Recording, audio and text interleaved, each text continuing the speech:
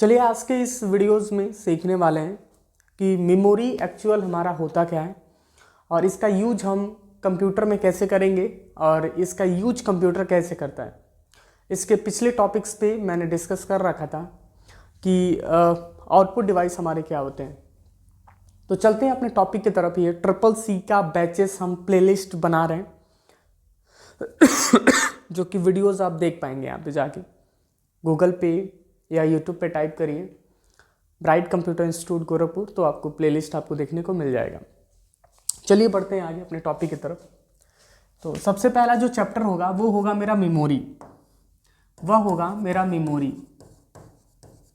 Memory actual हमारे होते क्या है, मेमोरी एक्चुअल हमारा होता क्या है और कैसे कैसे हमारा काम करता है। मेमोरी मुख्यतः हमारे दो प्रकार के होते हैं। जो हमारे मेमोरी पाए जाते हैं वह मुख्यतः दो प्रकार के पाए जाते हैं। सबसे पहला होता है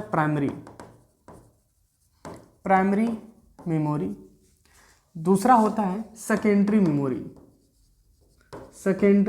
मेमोरी।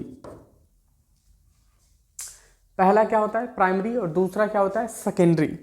अब सवाल होगा सर मेमोरी एक्चुअल होता क्या है, व्हाट इज मेमोरी। तो मेमोरी एक कंप्यूटर का हार्डवेयर कंपोनेंट है। क्या है यह? एक कंप्यूटर का हार्डवेयर कंपोनेंट है।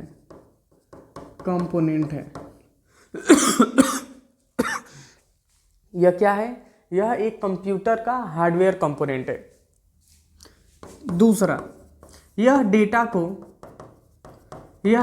को स्टोर करता है। सवाल ऐसे जितने भी कॉम्पिटिटिव लेवल के एग्जामिनेशंस आते हैं, CCC हो, ओ लेवल हो या गवर्नमेंटेड के जितने भी एग्जामिनेशंस आपको होते हैं, उसमें आपको CCC की डिमांड सबसे ज़्यादा है और ओ लेवल की। तो उससे सवाल ये आते भी हैं कि एक्चुअल हमारा कौन सा ऐसा डिवाइस है जो डेटा को स्टोर करता है। तो आपको बताना होगा मेमोरी। क्या बताओगे? मेमोरी जो डेटा को क्या करता है स्टोर करता है। किस बेस पे? टेम्परेरी और परमानेंटली बेस पे जो डेटा को स्टोर करता है। थोड़ी सी तबीयत खराब है क्योंकि दिन भर क्लासेस हमारे चलते रहते हैं, तो कोशिश करेंगे नेक्स्ट वीडियोस में आओ तो काफ़ी हेल्दी स्ट्रॉन्ग बन गया हूँ। तीसरा, यह डेटा को permanently and temporary base store करता है। तो कोई सवाल करे कि मेमोरी एक्चुअल होता क्या है, तो आप बताएंगे कि कंप्यूटर का ऐसा कंपोनेंट्स या ऐसा हार्डवेयर कंपोनेंट जो कंप्यूटर के डेटा को टेम्परेरी स्टोर करता है और परमानेंटली स्टोर करता है, वही मेमोरी कहलाता है। बात समझ में आ गई मैं क्या कह रहा हूँ? कॉपी पेन लेके बैठे होंगे तो नोट कर लीजिएगा। जो कंप्यूटर के डेटा को टेम्परेरी और परमानेंटली बेस स्टोर करता है वही हमारा क्या कहलाता है? मेमोरी कहलाता है। मेमोरी के नेचर दो हैं। मेमोरी का जो नेचर होता है वह टोटल दो प्रकार का पाया जाता है। सबसे पहला नेचर की बात कर रहा हूं, टाइप की बात नहीं कर रहा हूं। नेचर्स अभी हम बताएंगे नेचर्स का मतलब होता क्या है। मेमोरी का नेचर होता है दो।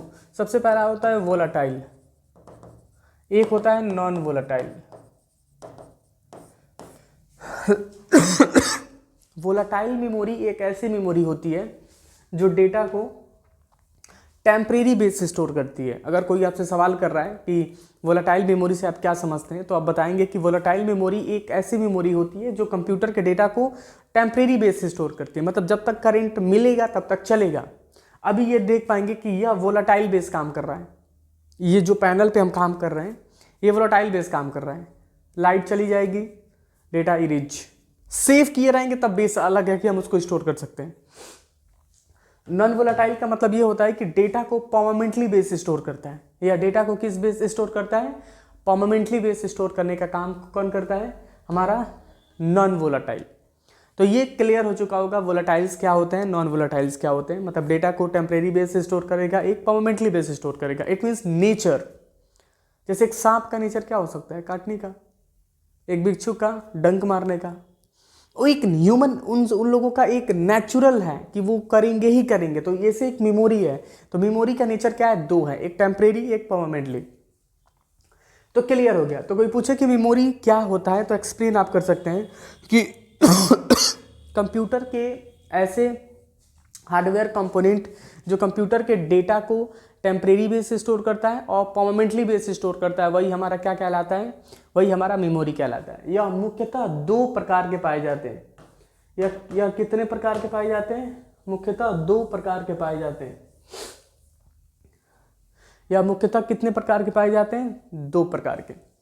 सबसे पहला होता है प्राइमरी और दूसरा होता है सेकेंडरी। प्राइमरी की बात करें तो प्राइमरी मेमोरी को हम मेन मेमोरी भी कहते हैं। क्या कहते हैं, मेन मेमोरी। इसको कहते हैं internal memory. Internal memory. Primary memory को हम मेन मेमोरी भी कह सकते हैं और क्या कह सकते हैं, इसको इंटरनल मेमोरी भी कह सकते हैं। इसको अन्यथा तीन नामों से जाना जाता है।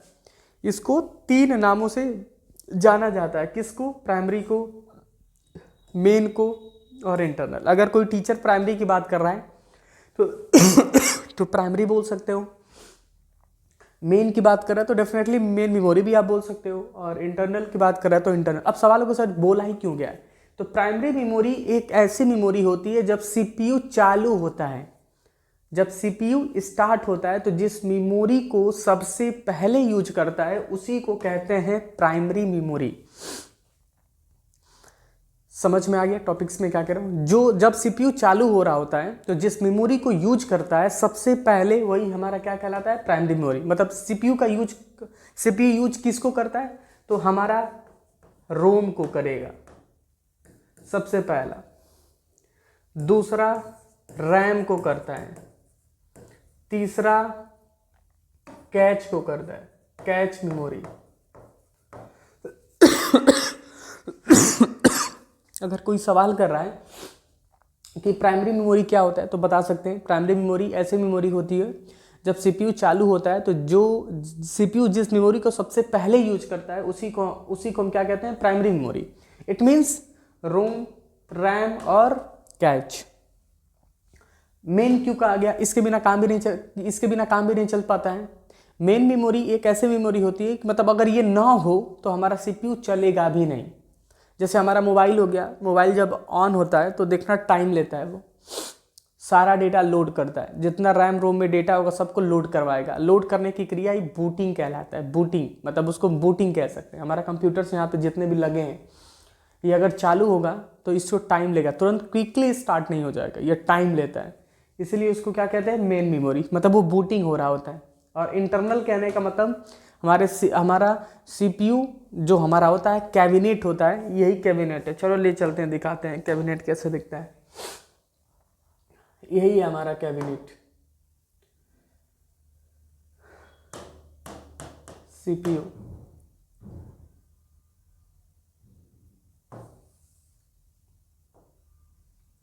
ये देख पाएंगे, इसको हम सीपीयू नहीं कहते हैं। ये जो ऑप्शंस आप देख पाएंगे, इसको हम सीपीयू नहीं कहेंगे, ये हमारा सीपीयू नहीं है।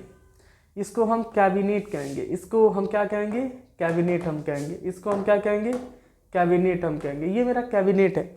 इसको आम भाषा में हम लोग सीपीयू बोलने लगते हैं, लेकिन इसके अंदर क्या लगा है, हमारा रैम, रोम, कैश लगा है, इसलिए इसको इंटरनल मेमोरी कहा गया है।